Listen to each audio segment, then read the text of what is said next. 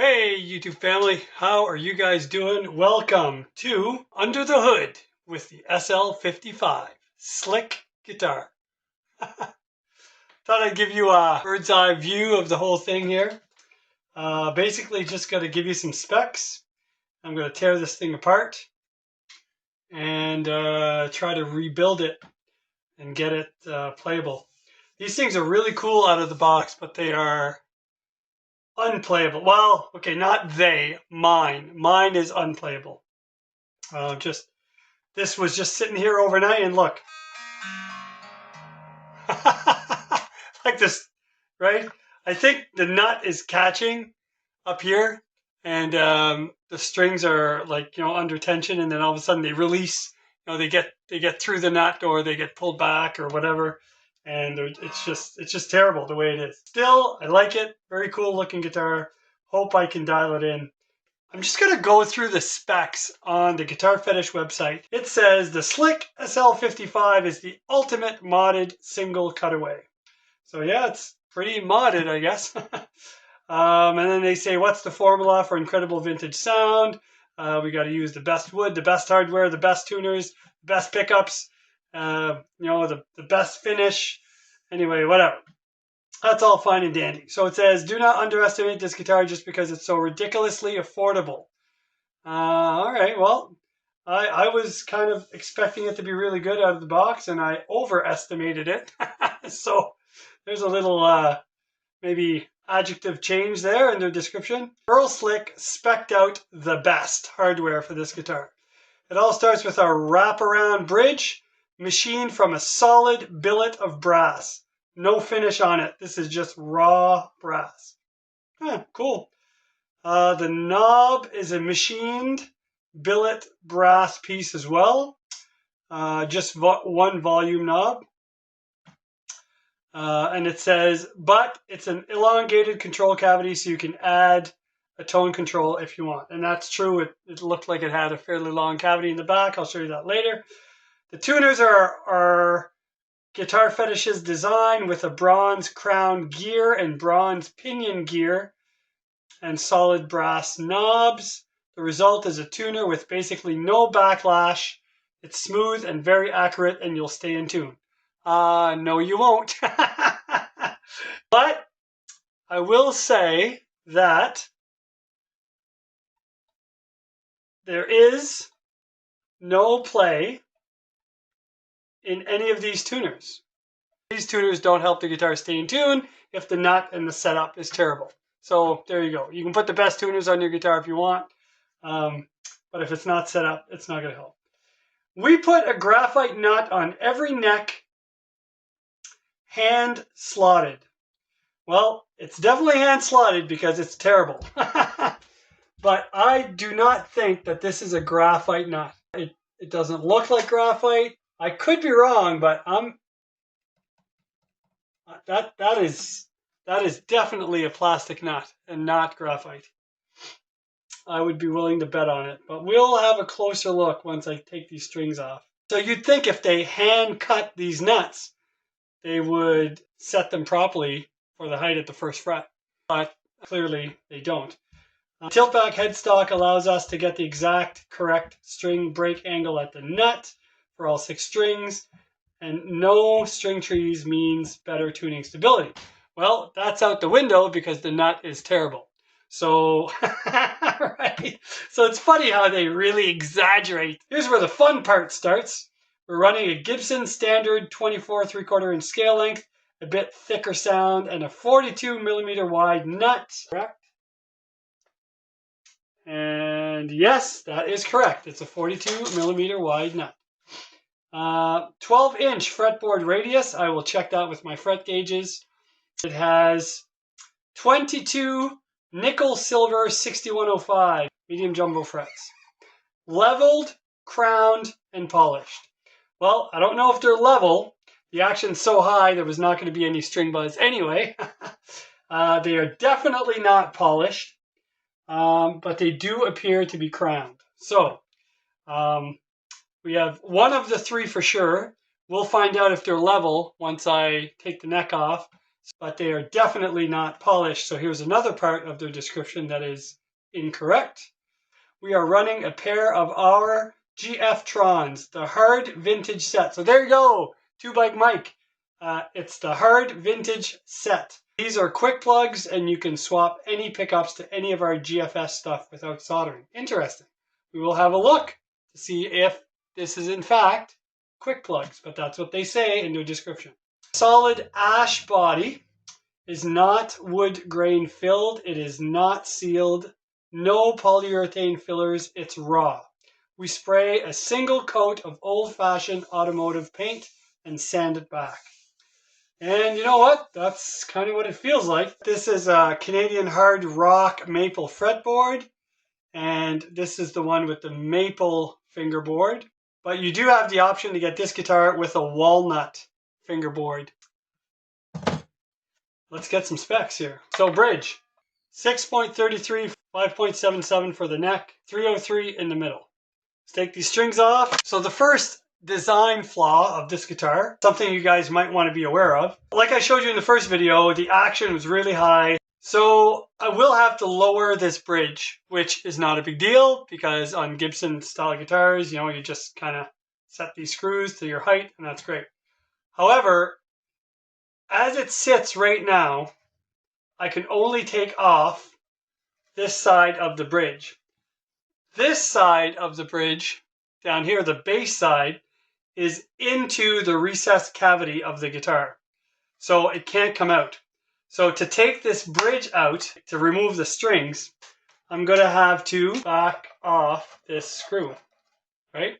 So that I can get the clearance to slide this out of the route that is right here. So once I set this up with new strings and I have these set at the correct height, there's a good chance that this bridge will be sitting inside the cavity of this guitar. And you know what that means. The next time I make a string change, I have to pull these out to get the strings out and get this bridge off, which means I'm going to be constantly needing to adjust my action every time you do a string change. These are kind of loose, so I'm going to fix that. Got the strings off, got this bridge off, and there's another semi-design flaw, if you will. So, okay, I just loosened one of these Allen screws here. There's one on the edge of each saddle on the front side and on the back side. If you loosen one, these will pop right off. So you'll see there's a center channel on this bridge, and the saddle is routed. And it just kind of, the saddle just sits on top of this bridge like so, right?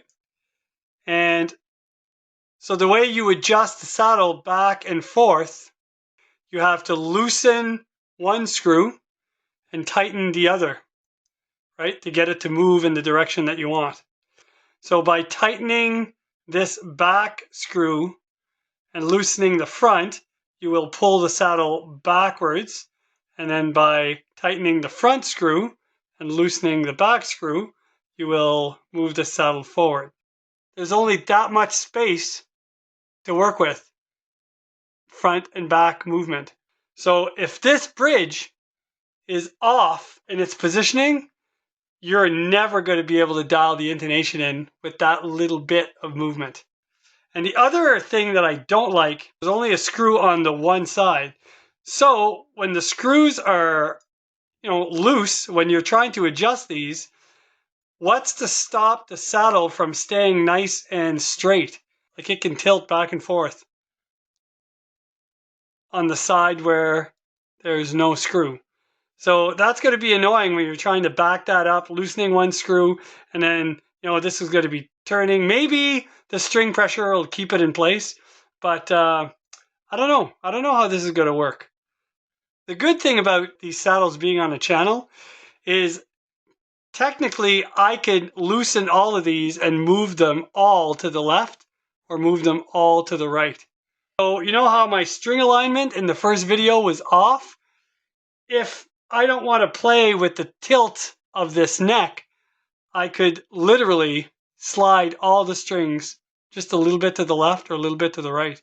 So that's something else that I could play with once we do the final setup. Now this bridge, if you look at it this way, it's radiused, right? You can see there's a curve to it. I wonder if that's radiused at the same radius as fretboard. To me, like the curvature up here should be a 12-degree radius if that's what the fretboard is. All right, I got a bunch of different size radius gauges here. So I got the old flashlight taped to the fretboard. I'm gonna shut the lights off and I will show you, right? I will put these radius gauges on the frets and hopefully you'll be able to see the light coming through from underneath. Oh, pretty creepy. Here's a 12. Look at how much light is in the middle of the gauge. Let's go to 14. Same thing, light in the middle. Go to 15. Still some light in the middle, but a lot less. 16. Still some light shining through the middle. So this fretboard is between 16 and 20 radius, not 12. This bridge though, if you guys can see that, watch this. Look at that.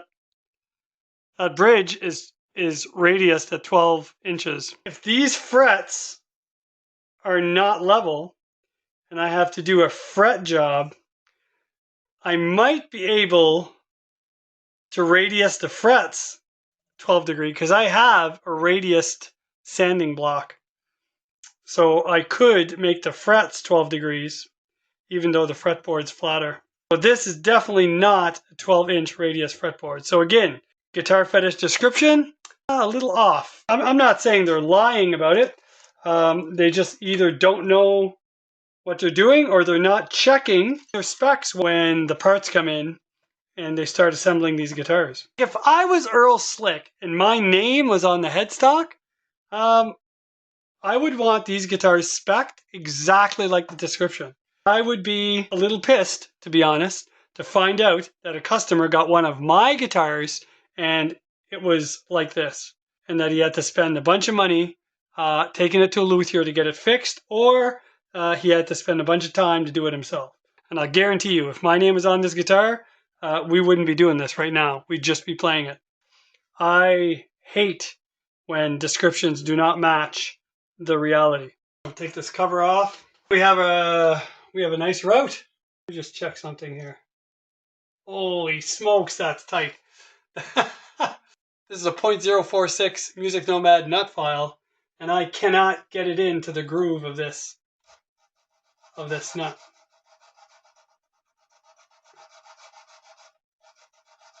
There we go. That's a plastic nut. This is not Graphtec. So again, a little over exaggeration on the website of Guitar Fetish. I'm going to email them everything I discover about this just to see what the reply is, if they send a reply back. I'm just curious. Why would you say it's a 12-inch radius fretboard if it's not? Why would you say the frets are polished when they are clearly not? Why would you say that this is a Graphtec nut when it's a plastic nut? I still think the guitar is cool, don't get me wrong. I just don't like inaccurate descriptions. There's no need for it. You guys make the guitar, you guys are selling it. So why is your description wrong? All right, let's check these tuners. Yeah, the heads are a little loose.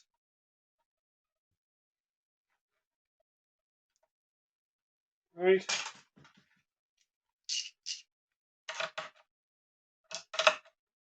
Yep, these are all loose. These tuning heads, there's no rattle in them. I don't think there's, a reason to change these tuners. I think they actually are pretty good. So these are seated. All right, they're all good. We'll take the neck off, have a look at the pocket, and then we'll check the control cavity. These screws are only going into the neck like about 1/4 of an inch. I'm going to see if I can find some longer screws. Let's check this neck pocket, see how good it is. And my guess is it's not going to be very good. And watch this. Right? So yeah, you can pull it out, you can slide it in, you can lift it up, put it down. Lots of adjustment there, back and forth. So it's not a very tight neck pocket. They do have a shim in here, and it's kind of a terrible one. It's kind of split in the middle, so I don't imagine it's offering, it's doing too much good. So yeah, I'll put a better shim in, and that might help get the bridge up a little bit so that it's not sitting in the route when you do your final setup. Neck pocket looks okay. It's rough inside, so I'll sand it, but there's no gouges in it. No center hole. No center indexing hole. Yeah, but look. So look at this. So this is a fairly thick plate, right? And if I take one of these screws, put it in the plate, run it through the body,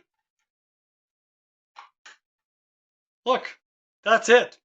That's all that's holding that neck in place. That little bit of screw. It's like literally about 1/4 of an inch of screw holding that neck. And if I hold the neck to it, the very tip of the screw, which offers no anchorage at all, is only reaching that much of the neck. Normally, you'd want those screws to be, maybe 1/8 of an inch away from the fretboard inside this neck to really pull that in. Yeah, those are like super short. Super short, or this body is just super thick right where the neck pocket is. I just measured these against other neck screws that I have here, and they're the same length. This is a 1/16 thicker than a typical Fender style guitar. This is the Earl Slick plate. I like it. It's big and thick, and there's a serial number on it. But compared to another plate, like, look at the difference. It's twice as thick as a regular plate. So that's why the screws are a little shallow in the neck. Definitely got to try and find some longer screws. One of these pickups out. Have a look. Oh, they're tight in there. And yes, sir, it's a quick plug. Oh, there we go. Yep, it's a quick plug connector for sure. Some mess in there. I think I'm going to shield these cavities. The cavities are nicely done. Pickups have some weight to it for sure. Looks like there's some circular holes there. It looks like you could have 2 springs to help move that pickup up and down. But this foam piece in the back is really stiff. It's hard to depress, so you would probably not have an issue with setting the pickup height. That's cool. These are a little bit loose. We'll fix that up with a little bit of plumber's tape.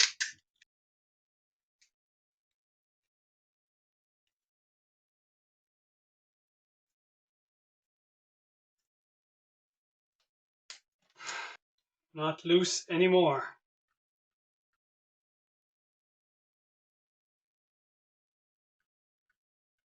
Now that that's tight and there's zero play, we got to make sure this bridge will still fit. Oh, that's too low. See, that's the thing I was saying. It's too low, right? So you have to have these high enough so that the bridge can slide in there. Yeah, no problem. Now there's a little bit of play on the actual bridge, but oh, and there's screws on the back of the bridge too. 2 little screws, so you can also adjust it out for intonation, but not if the bridge is in the route. Right? If the bridge is in the route, you're not going to be able to adjust it out. So it's kind of a weird design. All right, I'm going to lower this. Lower these screws as much as I can go and still be able to slide this bridge out. All right, there we go. So I don't know if that makes sense, but to be able to use these little adjustment screws on the back, right, to aid in intonation, potentially. This is as low as I can go with this bridge plate. Otherwise, it's going to be inside the cavity. If I have to lower this anymore, it's going to be inside the cavity, and I'm not going to be able to use those screws for any intonation adjustments, because the edge of this route, the back edge of this route, is right up against this bridge plate. So if that's any lower, you can't get any movement side to side. So if I find that the intonation sets up perfectly with the bridge in place, well then I can lower it more, right? But if not, I'm going to have to raise the neck. And if this is where the bridge needs to be, well, this big route here doesn't need to be there at all, because the bridge could just sit on top of the guitar. Okay, so we got a full-size pot in there, unbranded, and we have a 3-way toggle switch, not a box switch. Just between you and me, I don't like having my switch way down there when I'm playing over here, and then I have to move all the way down here to get my switch. So I think I'm going to install the switch over here, and I'll put the volume knob down here, because I am definitely going to be using the switch, right, way more than I'm going to be playing with this volume pot. I'm just going to check to see if these cavities are shielded. Yep, we got shielding paint. Yep, and it seems to be, it's really good. Let's just go check to see if these frets are level, because Guitar Fetish description says they are. 24 and 3/4 inch scale. We're good. Truss rod works. Place your bets, people. Place your bets. Here we go. Level frets, according to Guitar Fetish, because they level, crown, and polish all these. We already know they don't polish them. And if they do, whoever's polishing them should be working in a different department.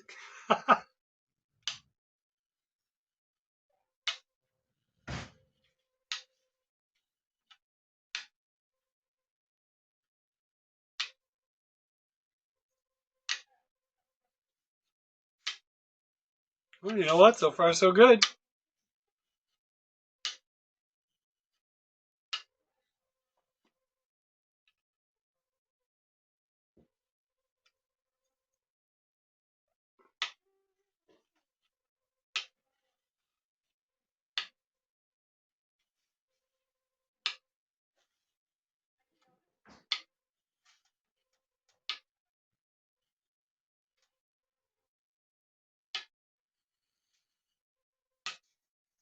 Oh, no, we're good.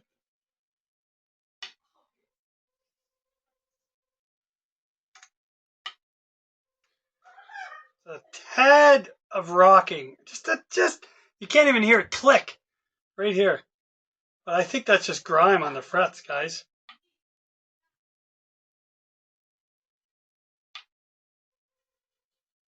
All right, bravo. Bravo, Guitar Fetish. These are level. So stay tuned for video number 3, where we'll do a reassembly and a sound check, assuming that this thing is better. You guys, take care. God bless. Thanks for watching. And post your comments. Let me know what you think. See ya.